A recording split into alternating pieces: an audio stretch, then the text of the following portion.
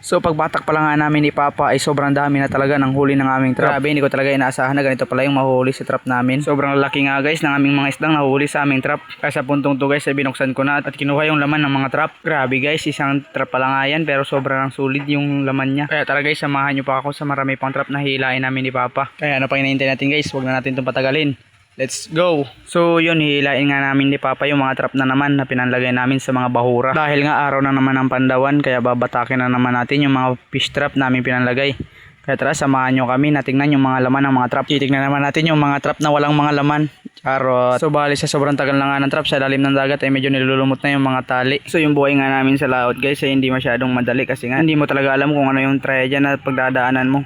Depende na lang kung malakas yung amihan o malakas yung hangin o di naman kaya malakas na ulan. Kaya kung ako sa inyo guys, huwag nyo na itry yung ganitong hanap buhay. Di, charot lang, try nyo na lang guys. Alam nyo ba guys, bago ko nagsimula sa pagko-content ng mga ganito, lalo na yung fishing, ay nagsimula muna ako sa pagko-content ng mga funny videos. So dahil nga maliit lang yung views sa mga ganong mga content ay nagpalit ako ng niche. Kasi merong nakapagsabi sa akin kung ano daw yung hanap buhay nyo, ayun na lang daw yung content. Kaya napag-isip-isip ko guys na ito na lang yung content ko dahil ito naman talaga yung araw-araw naming hanap buhay. Kaya ayun, nagtigil ako sa pag-upload ng funny videos dahil lang sinabihan ako ng aking kuya na wag daw ako mag-upload ng mga ganong content dahil nga daw kalokohan lang yung mga ganong content. Joke lang kuya, nadamay ka patuloy sa pagbo-voice over ko. Shoutout nga pala dyan kay Batang Dagat, yan nga pala yung kuya ko, isa ring mangingisda. Tsaka yung trabaho niya ay ganito rin kagaya namin na nagbabatak ng mga fish trap. Support ako guys ng kanyang Facebook page at sa mga solid followers ko dyan at subscribers, paki-like at paki-share ng video na to guys. Malaking tulong na yan sa katulad kong mga isda na content creator. So balik tayo sa pinag-uusapan natin trap guys. So ito, titignan natin kung ano yung laman ng trap na to. Kaya tara, let's go. Ayan guys.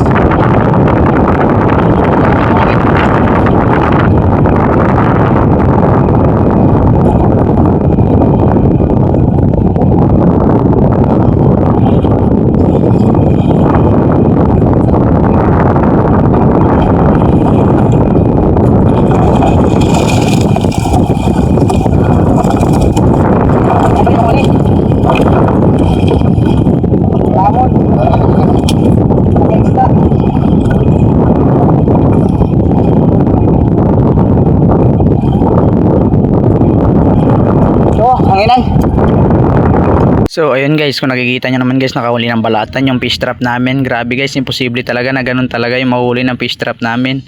Biruin mo nakahuli ng balatan kahit hindi naman talaga yan pumapasok sa fish trap. Kasi yung mga ganyang balatan guys ay naghahanap talaga ng shelter nila. Lalo na yung madilim na mga parte. Yan talaga yung tinataguan nila para hindi sila makita. So speaking of balatan guys, sobrang lalaki nga pala ng laman ng fish trap na binatak namin. Yung unang fish trap na binatak namin dyan. Grabe guys, sulit na naman yung pambenta at saka yung pangulam namin ngayong araw. So sobrang laki talaga ng kaibahan guys kapag nakatira ka sa tabing dagat. O di naman kaya sa syudad. Dahil nga sa tabing dagat, kailangan mo lang ng konting diskarte para makapangulam. Dahil sa syudad guys, ay bibilihin mo pa yung mga ganitong isda. At sobrang mahal talaga ng mga ganitong isda. Kaya tara guys, samahan nyo ko buksan yung fish trap na to para makita natin yung buong laman.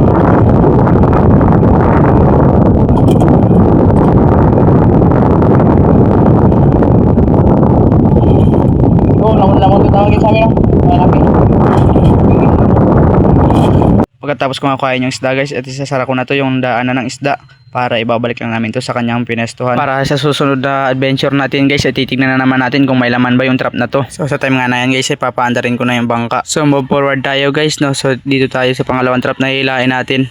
Kaya tara, samahan nyo ako sa paghihila. So nung mga nakaraan lang guys, wala talaga akong plano na mag-content ng mga ganito. Dahil nga hindi ko naman talaga hilig yung pag-content creator. Pero dahil nga sa sobrang panonood ko guys, ay na-inspire ako na mag-try. Pero akala ko guys, sobrang dali lang talaga pumasok sa pagiging content creator. Pero nung nag-content creator na ako, ay sobrang hirap pala ng mga dapat gawin. Dahil nga mahihiyain ako sa camera, kaya sobrang hirap talaga. Pero na-realize ko guys na hindi dapat talaga mahiya. Dahil nga yung iba, kahit nga mali na yung ginagawa nila, ay pinopost pa rin nila sa Facebook.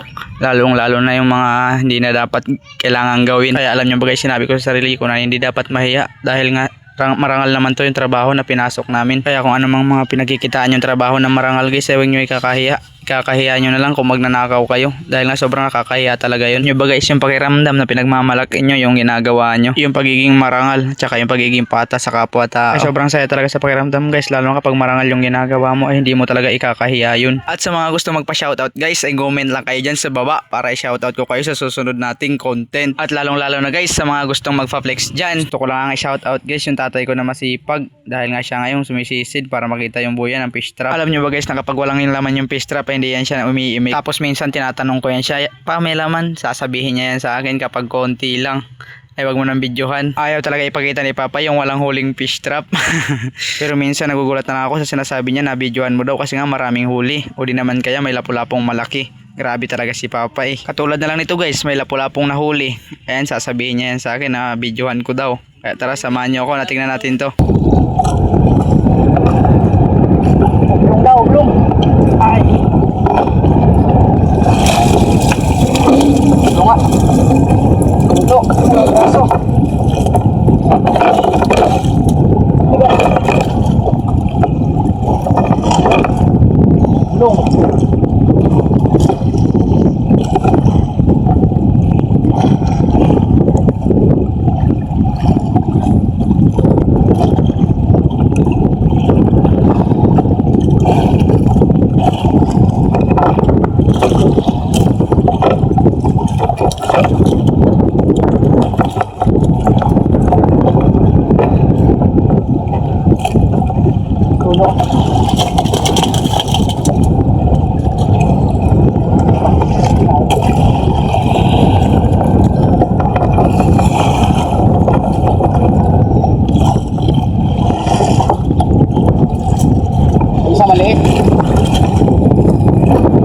So ganun din nga pala to guys yung setup niya guys, ay ibabalik lang din namin to sa pwesto. Grabe talaga si Papa guys, napapaakyat sa unahan ng bangka kapag merong lapu-lapo. Alam nyo ba guys na kahit marami yung huli ng fish trap, ay hindi pa rin kontento si Papa kasi nga yung hinahanap niya talaga is yung lapu-lapo. Kasi yun na nga yung mamahalin, tsaka yun yung malaki yung benta. Pero sabi ko nga kung ano lang yung blessing na dumating pa, yun na lang muna. Kasi nga malaya natin sa susunod, baka meron na. Dahil sa totoo lang guys, hindi ko naman talaga alam kung ano talaga yung mahuhuli ng mga fish trap. Kasi nga minsan wala, minsan meron din. Pero kagaya nga ng sinasabi nila na hindi naman sa lahat ng oras wala. Malay nyo, kadalasan pala, wala talaga. Joke lang. Hindi, kadalasan ba talaga, meron na. So, move forward tayo guys. Dito na tayo sa susunod nating hilaing trap. Titingnan natin to kung ano yung laman ng fish trap na to. So, bali guys, ito nga pala yung last trap na hilain namin ni Papa. So, sa mga ganito nga pala yung hanap buhay, shoutout sa inyo, sa mga mangingisda dyan. Shoutout sa inyong lahat. Patuloy lang kayo sa pangingisda. Huwag kayong sumuko sa buhay. Kasi pag sumuko tayo sa buhay, baka bukas wala na tayong buhay. Charot! Hindi, huwag kayong sumuko sa buhay kasi nga hindi naman sa lahat ng panahon mahirap tayo. Lalo na sa mga content creator dyan, patuloy lang po kayo. Saludo po ako sa sipag at tiyagaan nyo sa pagko-content creator. Lagi nyo tatandaan guys, yung buhay ay weather lang. Kuya Kim yarn. Ayan, natuloy, nagsimula na ako sa kulukuhan. So yan, balik tayo sa pinag-uusapan natin trap guys. So yan nga pala, yung trap na last na hilain namin na Papa. So kapag gumawa ka talaga ng trap guys, ay kailangan mo na lagyan ng buya para makita agad ng mabilisan. Tsaka lagyan mo ng pabigat guys para hindi agusin ng agos. Kasi kapag di mo nilagyan ng pabigat guys, sigurado mawawala talaga yan yung trap nyo. So bali lingguhan nga din pala yung pandaw namin ni Papa niyan. Isang linggo bago ulit kami magpandaw. Kaya kung gusto nyo mag-try ng ganitong hanap buhay guys, ay depende na lang sa inyo kung anong araw nyo papandawin o ilang araw nyo papandawin, kayo na bahala guys. So kami ni Papa kapag wala kaming laot ay sumasideline kami ng balatan. Nangunguha kami nun at pinapatuyo. Ay lulutuin mo na pala bago ipatuyo tapos ibenta namin. Pero mahirap yung hanapin guys, lalo na kapag umaga ng sisisid kami ni Papa kasi nga hanapin mo pa talaga yung ilalim ng bato. Maganda magpanguha ng ganun guys kapag low tide, lalo na kapag gabi kasi nga labas talaga sila. Titignan na natin kung ano yung laman ito. Sana merong laman.